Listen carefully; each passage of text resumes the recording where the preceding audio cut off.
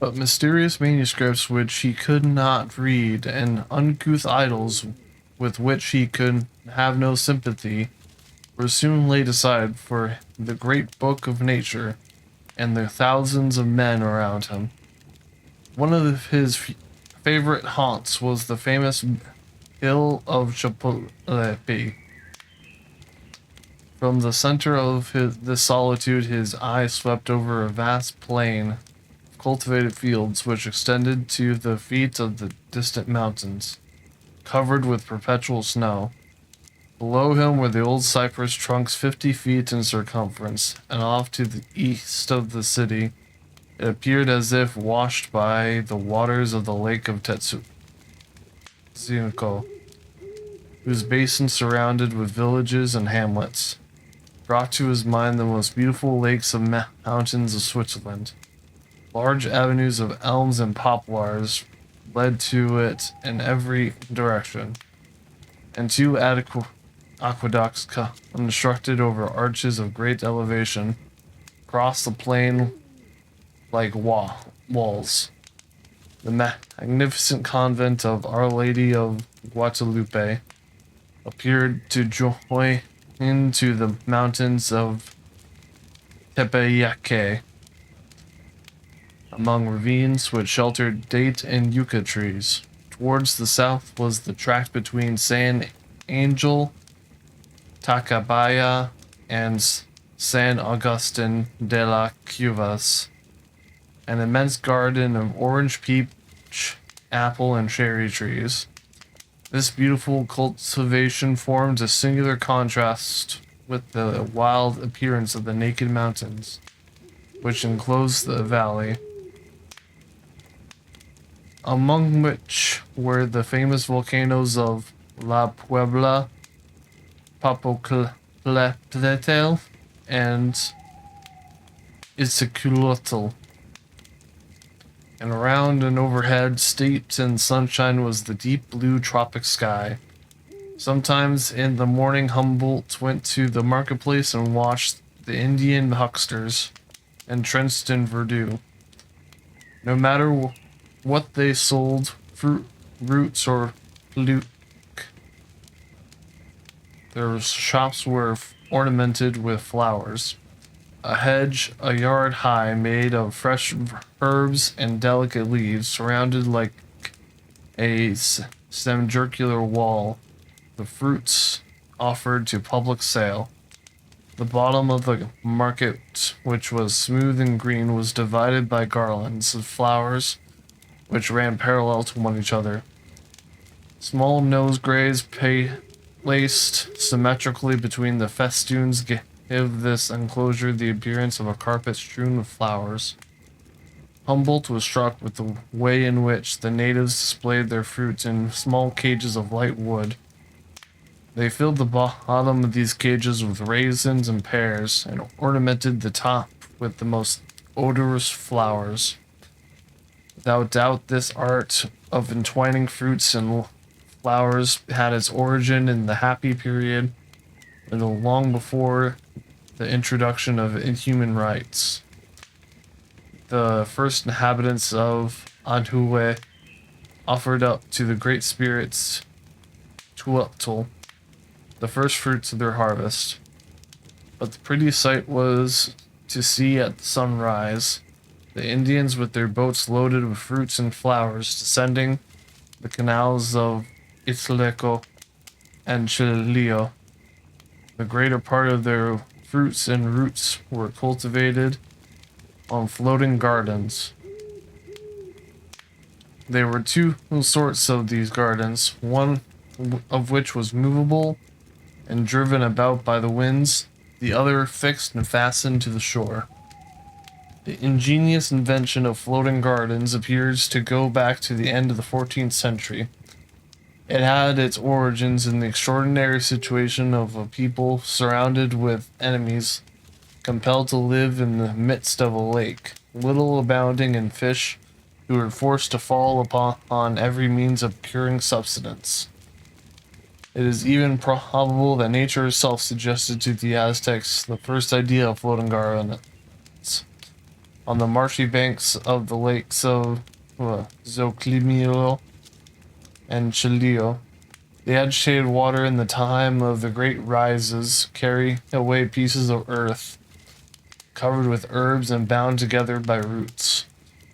These floating for about a long time as they were driven by the wind, sometimes unite in small islands. A tribe of men, too weak to defend themselves on the continent, would take advantage of these portions of ground which accident put within their reach, and of which no enemy disputed the property. The oldest floating gardens were merely bits of ground joined together artificially and dug and sown upon by the Aztecs. Similar floating islands are to be met with in all the zones. Humboldt saw them on the river of Guayaquil, 25 or 30 feet long. Apropos of the markets of Mexico, here is a passage from a letter of Cortez to the Emperor Charles V, which gives a description of the Valley of Mexico and the old city of Tenochtitlan. Markets included, it is dated 30th October 1530, nearly 300 years before the visit of Humboldt. The province in which the residence of the great Lord Montezuma is situated is circularly surrounded with elevated mountains and intersected with precipices. The plain contains near 70 leagues in circumference, and in this plain are two lakes which fill nearly the whole valley, where the inhabitants sail in canoes for more than 50 leagues around. Of the two great lakes of the Valley of Mexico, the one is fresh and the other salt water. They are separated by a large range of mountains. These mountains rise in the middle of the plain, and the waters of the lake mingle together in a strait between the hills and the high Cordillera. The numerous towns and villages constructed in both of the two lakes carry on their commerce by canoes without touching the continent. The great water of Tenochtitlan is situated in the midst of the saltwater lake, which has its tides like 2 leagues, whichever which we wish to enter. 4 dikes lead to the city. They are made by the hand of man and are of the breadth of 2 lances. The city is as large as Seville or Cordova. The streets I merely speak of the principal ones are very narrow and very large. Some are half dry and half occupied by navigable canals, furnished with very well constructed wooden bridges, broad enough for 10 men on horseback to pass at some same time. The marketplace, twice as large as that of Seville, is surrounded with an immense portico, under which are exposed for sale all sorts of merchandise. Eatables, ornaments made of gold, silver, lead, pewter, precious stones, bones, shells, and feathers. Delft ware, leather, and spun cotton. We find hewn stones, tiles, and timber fit for building. These are lanes for game, others for roots and garden fruits. There are houses where bear members shave their heads with razors made of obsidian. And there are houses resembling our apothecary shops, where prepared medicines, unguents, and plasters are sold. There are houses where drink is sold. The market around with so many things that I am unable to name them all to your highness. To avoid confusion, every species of merchandise is sold in a separate lane. Everything is sold by the yard, but nothing has hitherto been seen to be weighed in the market. in the midst of the great square and a house which I shall call the Aduenca, in which 10 or 12 persons sit constantly for distinguishing any dispute which may arise respecting the sale of goods. There are other persons who mix continually with the crowd, see that a just price is asked. We have seen them break the small measures which they had seized from the merchants. In one of these excursions, the travelers visited the pyramids of Teotihuacan. These pyramids stood in a plain that bore the name of the Path of the Dead. Surrounded streets in exact lines from north to south and from east to west rose two great pyramids, which the Indians called Tuanith Yesqual and Metzil Yesqual, or the House of the Sun and Moon. The largest was 175 feet, and the smallest one was 140 feet. 25 or 30 feet was the average height, or the pyramids, which according to the traditions of the Indians were burial places for the chiefs of the tribes, were said to be dedicated to the stars. The two great pyramids of Teotihuacan were divided into four principal terraces, which were subdivided into steps. These steps were covered with fragments of obsidian, which were probably the edges of the instruments of which the Toltec and Aztec priests in their barbarous sacrifices opened the chests of their human victims. The upper terrace was formerly crowned with colossal statues of the sun and moon. These statues were made of stone and covered with plates of gold. Had they had been stone merely, they might have remained there to this day. But being plated with gold, they were sure to be spoiled by the first foreign invader. The soldiers of Cortez stripped off the gold at once, and Bishop Raga, a Franciscan monk who undertook to destroy whatever related to the worship, the history, and the antiquities of Mexico, completed the work of his militant followers by demolishing the idols. The pyramids alone remained. When Humboldt arrived in Mexico, his astronomical instruments were sadly out of order, and thinking it would be impossible to replace them, he intended to remain only a few months and then depart for Europe. But as Don Manuel del Rio, the director of the School of Mines, was able to lend him a new set, he remained a year, traveling in various paths of the country and making observations. Toward the end of April or the beginning of May, he proceeded to the mines of Moran and Rio del Monte, which lay to the northeast of the capital. The road was covered with oaks, cypresses, and rose trees. He made several astronomical observations on his way, stopping for that purpose on the Hysiades of Zampango, Tue, and Siayuca. Long before the arrival of the Spaniards, the natives of Mexico, as well as those of Peru, were acquainted with several metals. They were not contented with the metals which were found in the native states on the surface of the earth, and particularly in the beds of rivers and ravines formed by the torrents. They applied themselves to subterranean operations in the working of veins. They cut galleries, dug pits of communication and ventilation, and they had instruments for cutting the rocks.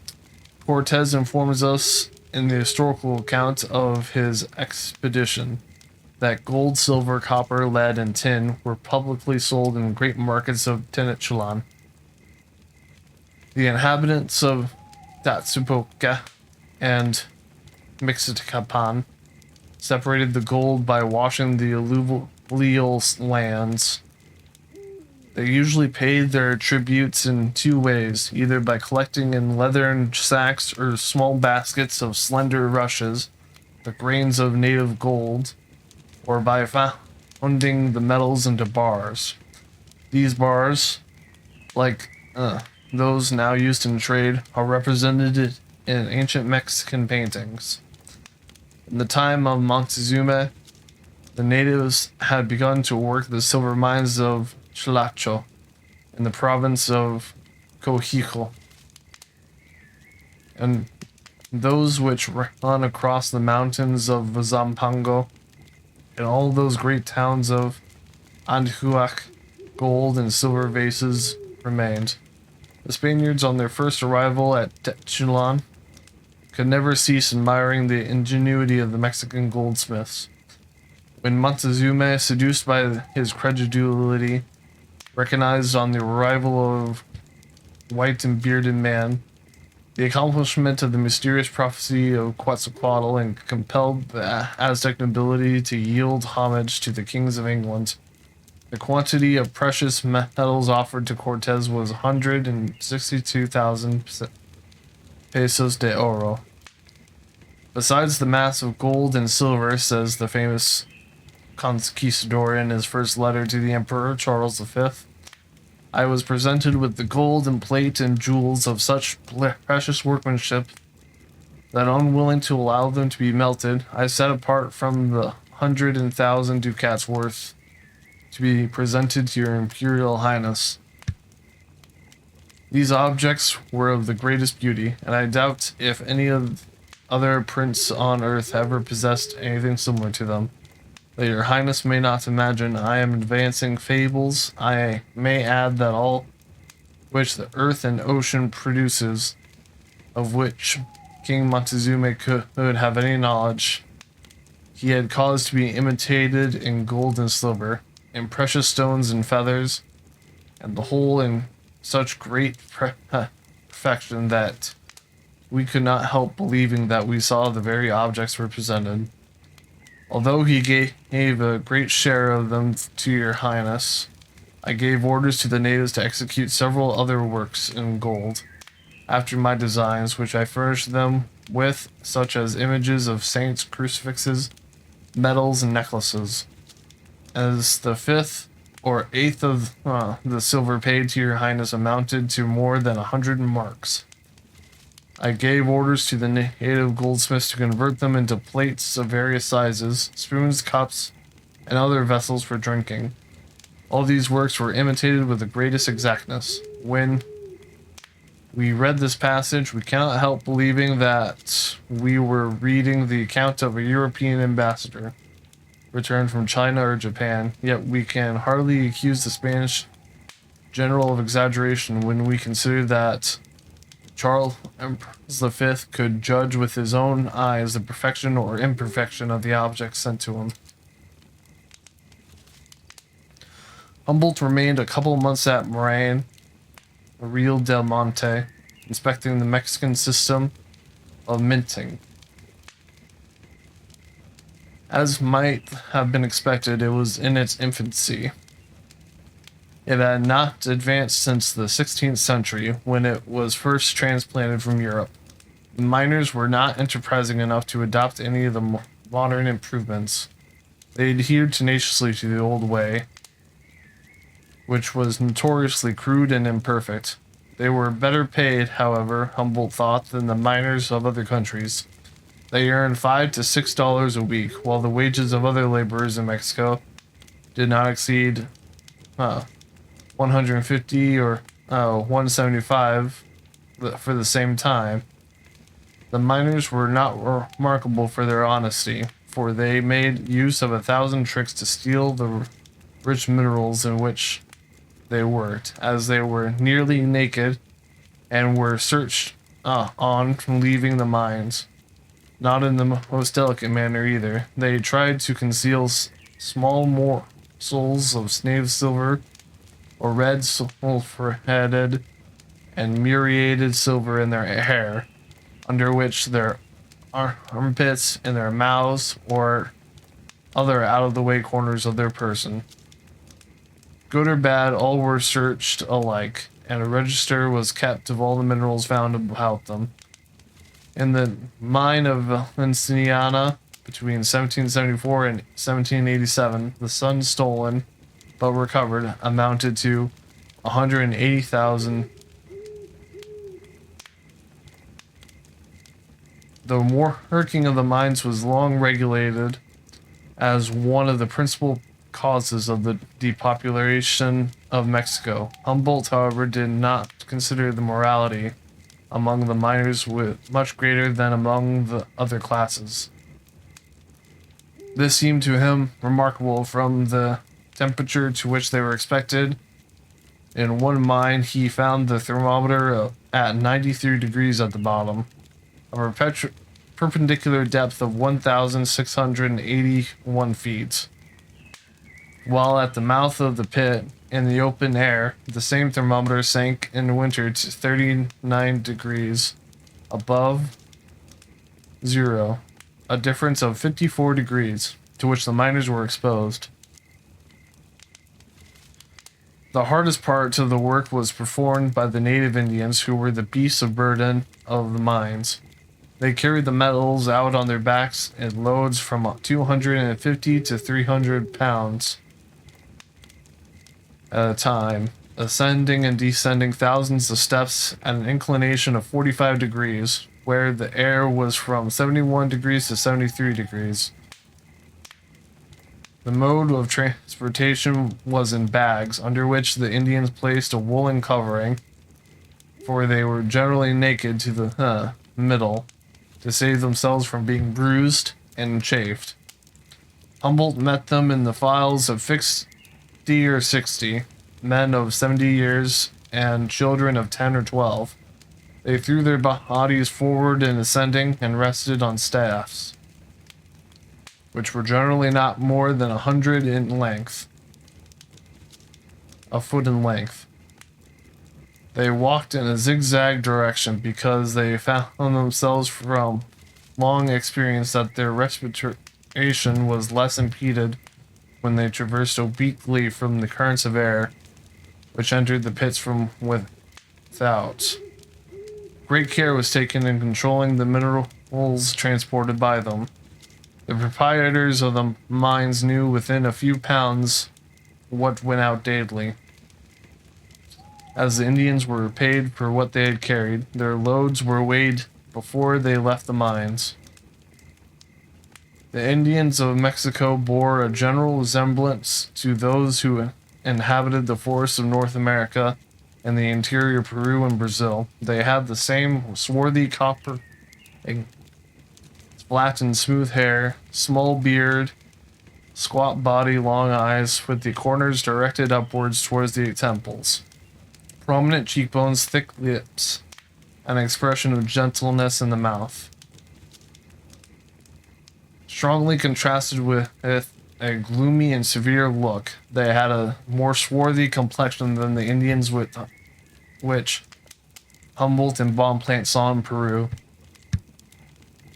and more beard likewise. Almost all those he saw in the neighborhood of the capital were small mustaches. They attained a pretty advanced age in spite of their excessive drunkenness. This vice was most common among those who inhabited the valley in which the capital stood, and the environs of Puebla and Tlaxcala. The police of Mexico, when Humboldt was there, were in the habit of sending round tumbrils to collect the drunkards, who were found stretched out in the street. They were treated like dead bodies and carried to the principal guardhouses. The next morning, an iron ring was put around their ankles, and they were made to clean the streets for 3 days. They were then set free on the 4th day, but many of them were sure to be back again in the course of a week.